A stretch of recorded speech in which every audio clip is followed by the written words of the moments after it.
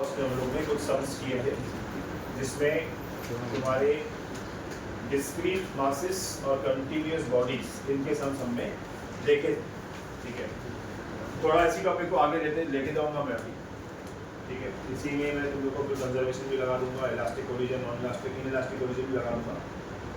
तो एक क्लस्टर ही खत्म कर देंगे हम इसका साथ साथ। फिर मोशन में मेरा सिर्फ एंड सिर्फ रोटेशनल बचेगा, कुछ भी नहीं बचेगा। समझिए। अब हम देखेंगे motion of centre of mass.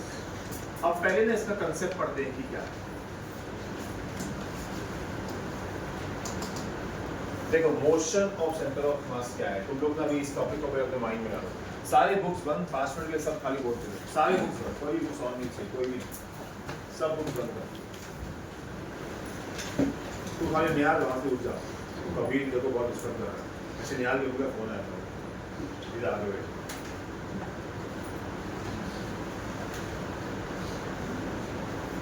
मैं इधर भी हो, कभी उसी गाने को भी बार बार बोल रहा, सटा लगा दो।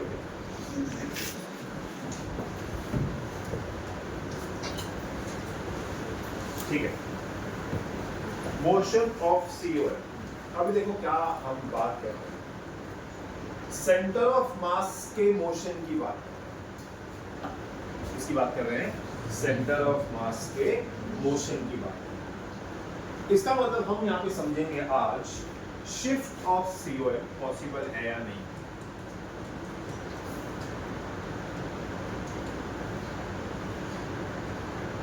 शिफ्ट ऑफ सीओएम स्टेशनरी में बहुत इजीली पॉसिबल। कैसे? Let us check. एक मास यहाँ पे से 10 kg, एक मास यहाँ पे से 10 kg, दोनों के बीच का डिस्टेंस से 5 मीटर। बताओ उसका सेंटर ऑफ मास कहाँ पे आएगा? कहाँ पे आएगा? अरे बोलो कहाँ पे आएगा? बीच में या 2.5 पे? सेम सेंटर पे आएगा, एग्जैक्ट सेंटर पे आएगा, पर 2.5 पे आया ना। अब देखते हैं हम लोग shift of centre of mass possible है या नहीं। हाँ पॉसिबल है। कैसे पॉसिबल है? यहाँ मैंने वेट 10 का समझो 20 कर दिया, तो सेंटर ऑफ मास बताओ कहाँ आएगा? राइट साइड आएगा कि लेफ्ट साइड आएगा? राइट साइड आएगा। यहाँ 40 कर दिया तो ज्यादा राइट साइड आएगा, यहाँ 60 कर दिया तो और राइट साइड है। समझे? Now this is not motion, this is not motion, this is position of centre of mass. ये क्या है? Position of centre of mass. तो शिफ्ट और मोशन दो अलग अलग चीज है। समझे? शिफ्ट और मोशन दो अलग अलग चीज है। शिफ्ट का मतलब हम शॉर्टली बोल सकते हैं कि position of centre of mass.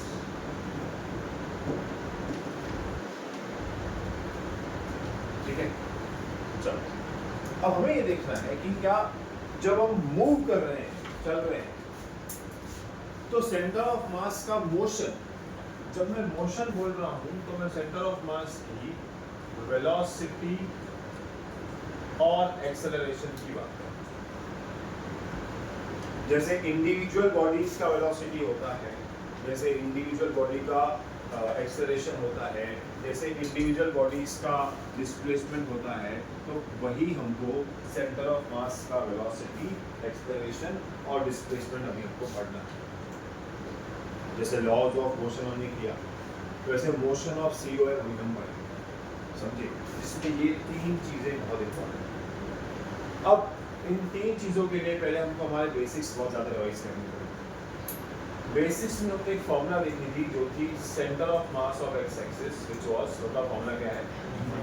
m1 x1 plus m2 x2 dot dot dot dot dot mn xn upon m1 plus m2। Correct? ऐसे ही y कॉम की फॉर्मूला भी हमारे पास थी, n1 y1 plus m2 y2, अगर दो बॉडी के लिए रहेंगे। ऐसे ही z कॉम भी थी हमारे पास।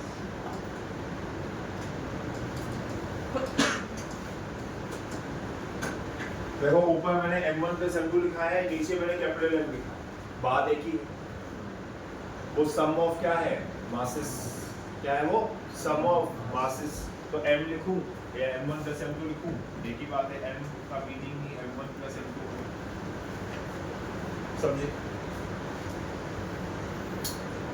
एक आता है r कॉम, r मतलब पोजीशन,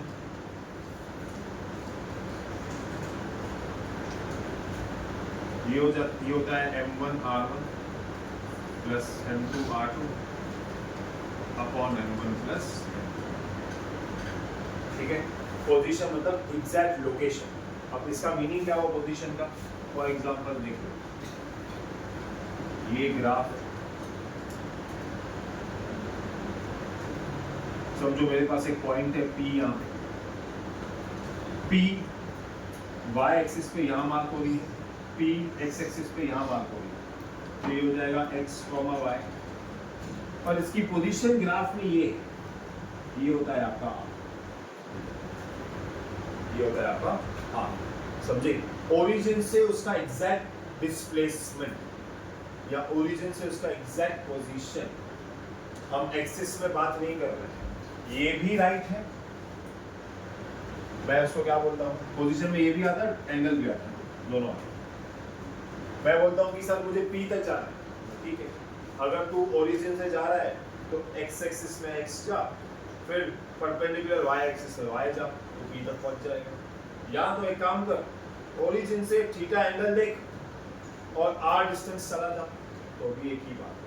हम दोनों केस में P तक पहुंचेंगे, समझे। तो r होता है पोजीशन या डिस्प्लेसमेंट बोलते हैं फ्रॉम द ओरिजिन। उनको पता होगा कि सेंटर ऑफ मास हम लोग हर बार ओरिजिन लेके करते हैं, विद रिस्पेक्ट टू ओरिजिन करते हैं, जिसको ओरिजिन पकड़ते थे उसका डिस्प्लेसमेंट क्या पकड़ते थे, 0 पकड़ते, ठीक है। अब इसी फॉर्मूला को थोड़ा कैरी फॉरवर्ड करता हूं मैं यार, तुम लोग ऐसे अपने माइंड में बिठा के रखो कि जब मैं r कॉम की बात कर रहा हूं तो मैं डिस्प्लेसमेंट की बात कर रहा हूं,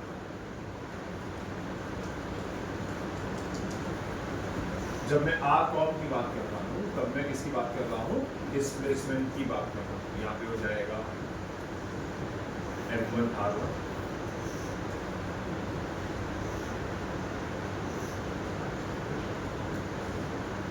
m2 r2 mn r upon m1 plus m2 plus mn, समझे। ये किसी भी सेंटर ऑफ मास का पोजीशन हो गया या डिस्प्लेसमेंट हो गया। r क्या हो गया बताओ, बोलो। r इज द पोजीशन और displacement of centre of mass, बोलो। r इज द पोजीशन और displacement of centre of mass, वापस बोलो। r इज द पोजीशन और displacement of centre of mass. आएगा यार, ठीक है, आ जाओ। अब हम देखते हैं इसकी वेलोसिटी।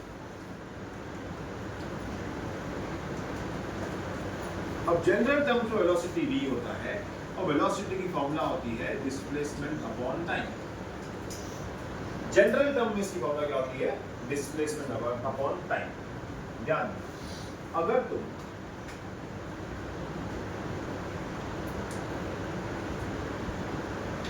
r कॉम को with respect to time differentiate करते हो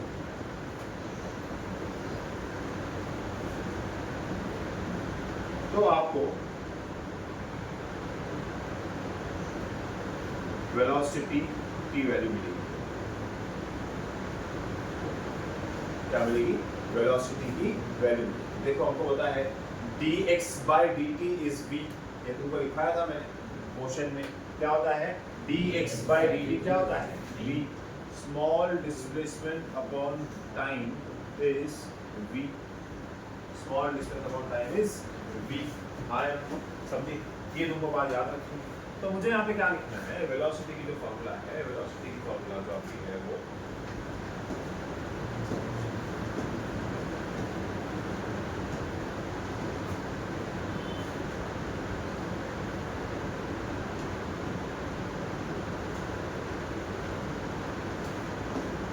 जो वेलोसिटी की फॉर्मूला है, वेलोसिटी की फॉर्मूला इसमें से कैसे बनेगी वो ध्यान रखिए। अगर तुम r कॉम को with respect to time differentiate करते हो तो आपको क्या मिलता है, v की वैल्यू। चलो फिर r कॉम को डिफरेंशिएट करते हैं। d D by D T of R COM करना है। अब देखो ध्यान दो, अब मैं यहाँ पे एक करता हूँ, मैं एक sample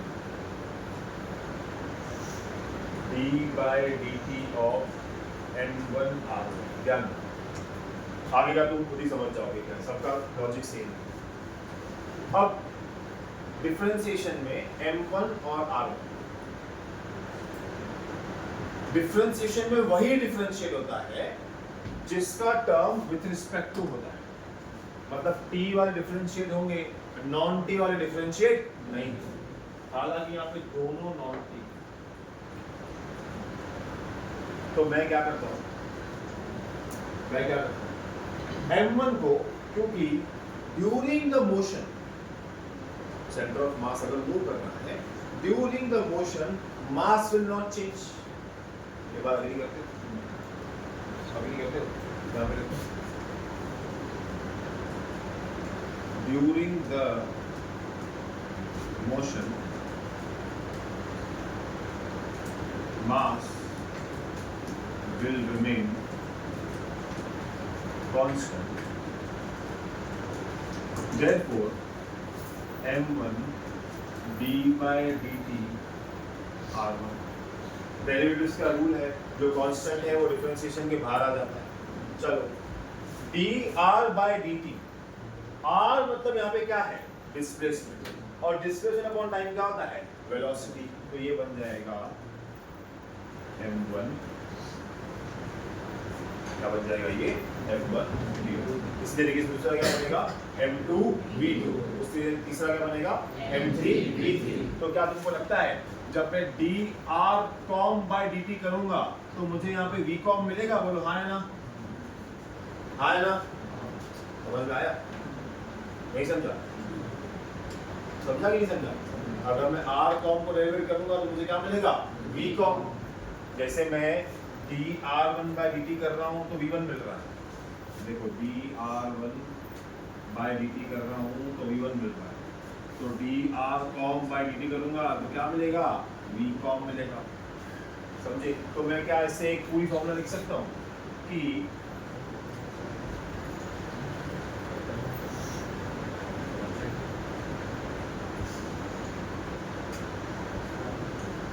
v com is M1 v1 plus M2 v2 plus dot dot dot dot dot Mn vn upon M1 plus M2 plus dot dot dot dot N। आया समझ? कैसे बनी v com की फॉर्मूला?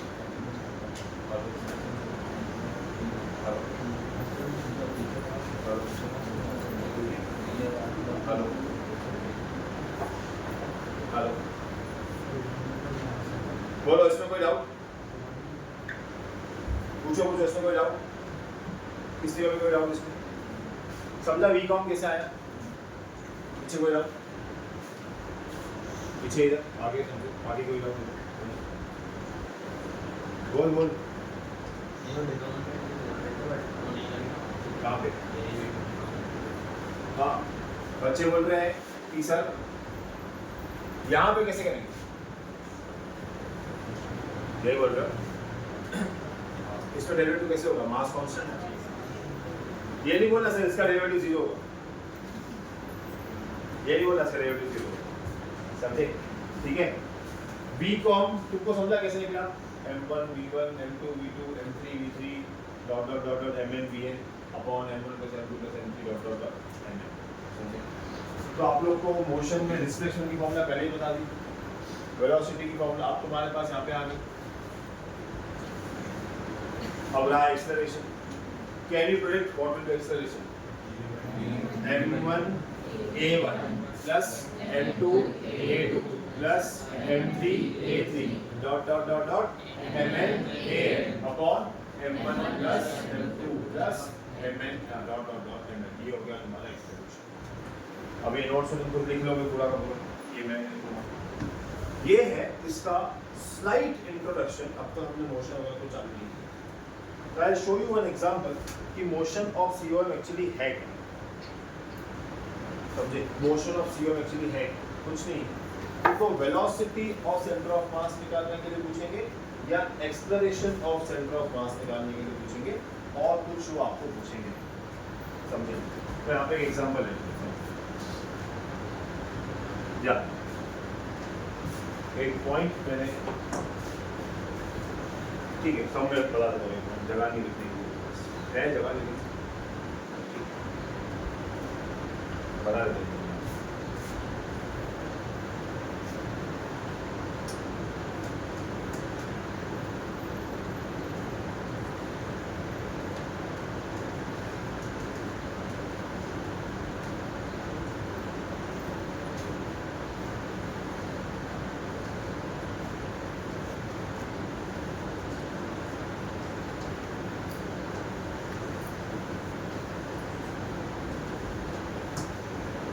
ये फॉर्मूला मैं directly तभी apply कर सकता हूँ जब सारे वेलोसिटीज का डायरेक्शन सेम, सर अगर सेम नहीं हो तो कोई फर्क नहीं पड़ता, आपको साइन के हिसाब से काम करना है। किसके हिसाब से काम करना है? साइन के हिसाब से। राइट गया तो पॉजिटिव, ऊपर गया तो लेफ्ट गया तो नीचे गया तो, ये तो vertically upward downward horizontally right and, पर एंगल पे आया तो कंपोनेंट्स, समझे? एंगल पे आया तो कंपोनेंट्स, आया बात समझ में? ये फॉर्मूला हालांकि लिखा हुआ होता है कि फॉर्मूला ऐसी ही है, लेकिन ये फॉर्मूला तभी ही वैलिड है। मैं बताता हूँ क्यों इनवैलिड कैसे बनेगी फॉर्मूला, देखो।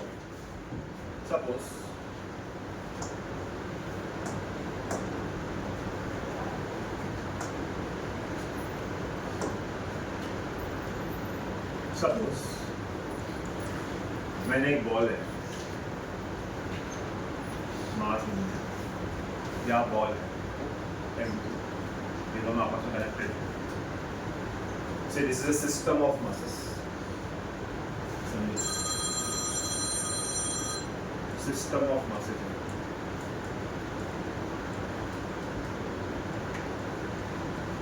System of masses बोलते हैं तो हमको इसको ऐसे होल पकड़ना, समझिए? अब इसमें ये M1 यहाँ जा रहा है V1 वेलोसिटी से, M2 यहाँ जा रहा है V2 वेलोसिटी। अब मैं बोलूंगा कि मुझे COM चाहिए, वेलोसिटी का COM चाहिए, तो आप directly M1 V1 M2 V2 upon M1 plus M2 यहाँ पे नहीं लगा पाओगे। उसका रीजन ये है कि दोनों वेलोसिटी का डायरेक्शन सेम नहीं, समझे? तो आप क्या करो,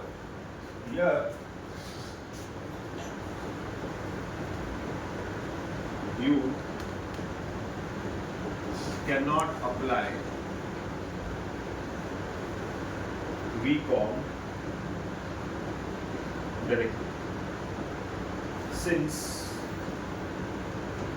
velocities do not have same direction. So how do we make it right? Suppose यहाँ पे इसका हॉरिजॉन्टल के साथ एंगल थीटा है, यहाँ पे इसका हॉरिजॉन्टल के साथ एंगल अल्फा है। दोनों का एंगल अलग अलग भी हो सकता है, सेम भी हो सकता है, इररिस्पेक्टिव जो भी। तो मैं क्या करूँगा? कुछ नहीं करूँगा, यहाँ पे मैं V2 के दो कंपोनेंट बनाऊंगा, एक V2 cos अल्फा, एक V2 sin अल्फा। यहाँ पे V1 cos थीटा और V1 sin थीटा। अब मुझे दो ऐसे वेलोसिटीज है जिनका डायरेक्शन सेम मिल चुका है। ऐसे कौन से हैं दो वेलोसिटी? एक V1 cos थीटा, एक V2 cos। अब rather than applying M1 V1, I will apply M1 V1 cos theta plus M2 V2 cos alpha upon M1 plus M2 and V2 fine। समझा? ये पॉइंट जो मैंने यहाँ पे लिखी ना, इसकी बहुत इंपॉर्टेंस है। Only possible when all we have same लिखा ही नहीं है, same direction। और वी हैव सेम डायरेक्शन। अगर ये नहीं हुआ तो यहाँ पे बच्चे क्या गलती करेंगे, M1 V1 लगाएंगे, M2 V2 लगाएंगे, सीधा सीधा लगाएंगे और आंसर गलत करके आएंगे। समझे? ऐसा ऑप्शन भी अवेलेबल रहेगा तुम्हारे पास, लेकिन वो सही ऑप्शन नहीं है। यहाँ पे आपको उसकी हॉरिजॉन्टल वेलोसिटी चेक करनी है या वर्टिकल सेम मिली हो तो वर्टिकल चेक कर ले। तो वर्टिकल सेम नहीं मिली हम लोगों को, यहाँ पे हम लोग इसी तरह से फॉर्मूला लगा। Are you clear? ठीक है, सो कॉपी करो पहले सब लोग।